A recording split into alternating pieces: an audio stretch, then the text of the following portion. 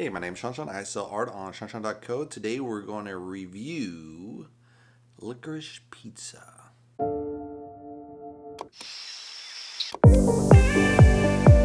So this is a film by Paul Thomas Anderson. I think he's done a couple other films.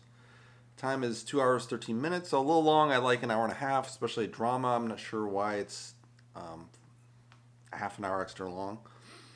Actors are Cooper Hoffman plays Gary. Alana Haim plays Alana. Will Angarol plays Kirk. Griff Giacchino plays Tim. Bradley Cooper plays John Peters. Sean Penn plays Jack Holden. So it's the story of a kid actor. He's going to high school. He's sophomore. He's 15 years old. And he bumps into this photographer that works at his school. And she's 25, it turns out. And then he kind of develops a crush on her. And he's like, oh, blow off, kid. And then he's like, no, I'll take you to dinner. And then he kind of flirts back and forth. And they run a couple businesses together. And then finally, in the end of this film, they end up together. So the good side, I think, is they had great sets, costumes, haircuts, cars.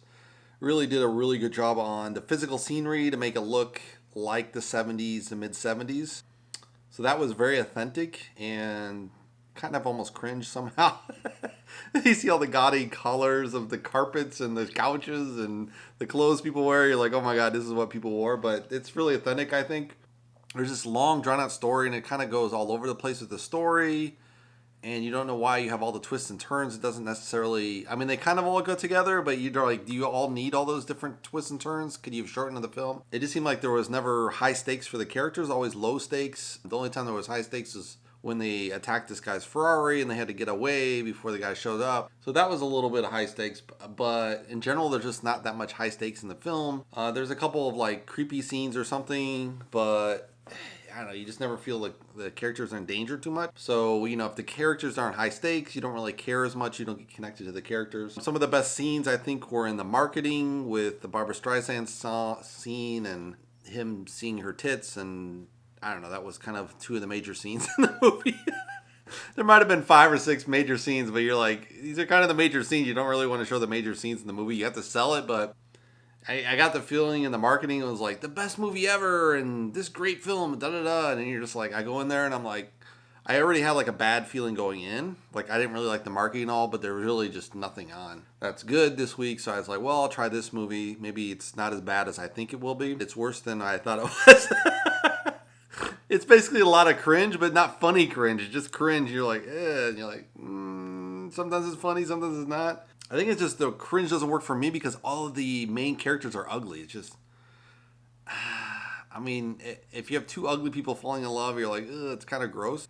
I think you can have ugly people as side characters. I don't have a problem with that. Like Leech in the Goonies, he's great. Or, I don't know, Indiana Jones had the sidekick, the little kid. Or, well, he wasn't ugly, but I think you know what I mean. I mean, you can always have a 3rd or 4th character. I think you're ugly, it's fine. But to have them as main characters, you're just like, it's not very appealing. I mean, people are going to the movies to escape, not to see real life. So it's kind of like, I mean, they are escaping to the 70s. So that's authentic, but not in a good way.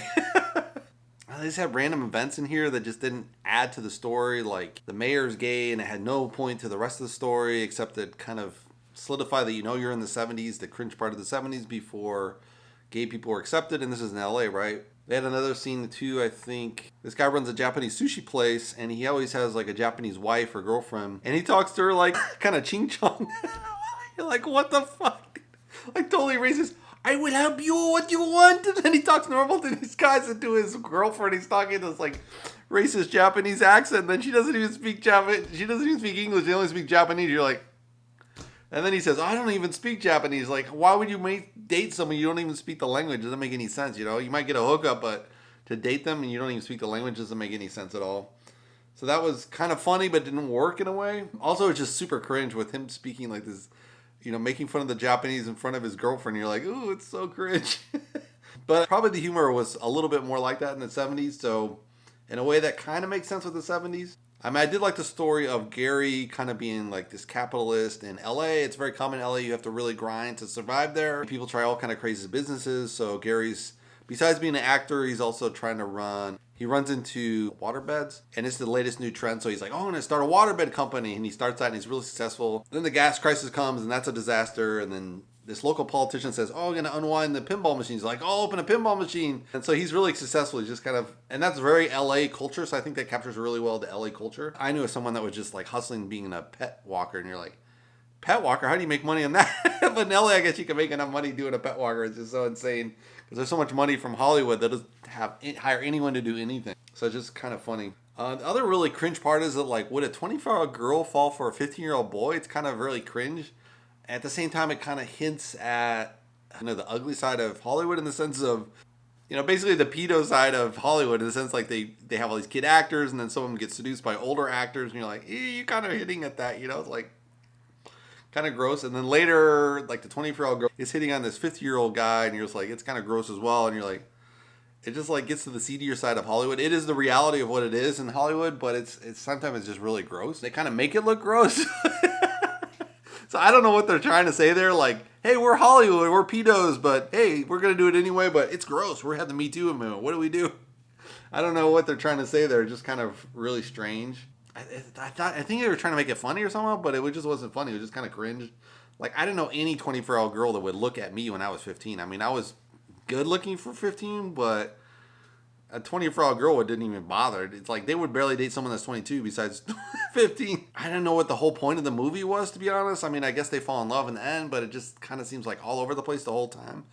And disparate plot lines, which works like in a movie, say, like The Hangover, but in The Hangover, they're trying to find a guy. So there's really a crucial moment to find a guy before a wedding. So the wedding's going to be a shit show. So they're like desperately seeking him. And there's a real time crunch and a real desperation to find this guy. Is he dead or what?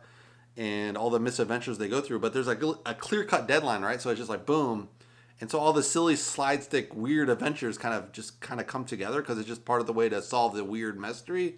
But here it's just like there's no mystery. It's kind of like they're just on this goofy kids growing up, and one adventure to the next. But just I don't know, just there's no high stakes. You need high stakes to make that work. They did have one scene which I liked a lot, which was a truck driving backwards down the streets of LA when they ran out of gas and they have to drive this kind of this moving truck backwards, and it's a little bit insane. I don't know if they filmed it right as far as making it look a little crazier than it was, but they basically filmed it realistically how it would be. Like you'd be able to do it, but you wouldn't hit anything. But that's not as exciting as kind of hitting stuff as go down the way. It would have been kind of cool to hit a couple garbage cans or something along the way to spice it up, or maybe have a kid run across the truck and they're like, oh my god, and they barely miss a kid or something. I mean, it would have been a little more playing it up, but it would have kind of added a little bit more to that scene, I think. There's also this weird scene where they have like this strange guy, I don't know, shadowing this political party, and you don't know, is he a reporter trying to cat the mayor being gay at the same time, or is he stalking one of the people there, or is he going to bomb the mayor's office? You don't know what's going on, so that's never resolved, so it's kind of annoying to have that plot line just have a side plot line that never gets finished, and you're just like, what was the point of that? They should have tied that off to make that even in the story at all. If it doesn't tie it off, then just cut it completely. Yeah, and that's, basically it. It was just kind of a cringe movie that doesn't really come together as a comedy, I think. I think that's what they were trying to do, maybe a hungover for teenagers or something. I don't know what they're trying to do, but it just didn't kind of work for me. I can't really recommend it. That's all I'll say. If you get it free, then maybe watch it, but I would just see another movie, to be honest. That's my review. So if you'd like to subscribe, you can subscribe below. And I'll see you on the next movie review. Hopefully give me a thumbs up, even though I don't like the movie.